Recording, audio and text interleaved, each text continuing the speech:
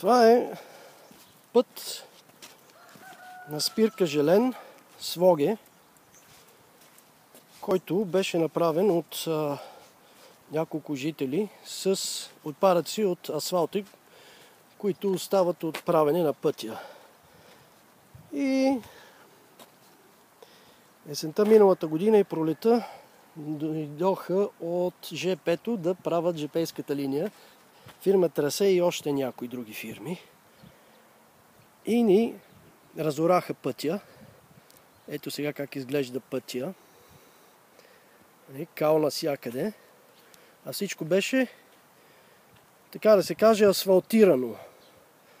След негодуване тук на живеещите,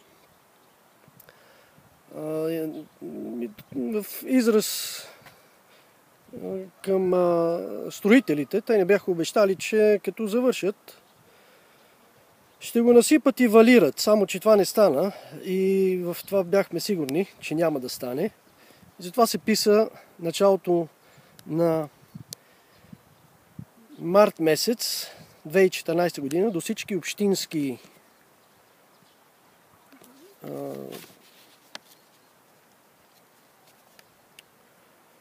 съветници в град Своге за безобразите, които тук се вършат от тези три фирми, които правят ЖП линията. И това няма нищо тук общо с ЖП линията, но ето какво ни оставиха от един почти асфалтиран път. Никой от тези общински съветници не предприе нищо да задължи тази фирма да остават пътя в такова състояние, в което са го заварили преди ремонта. Даже от всичките, които аз писах, те бяха някъде около 15 човека, само един ми отговори, че ще го огледат и това само направиха.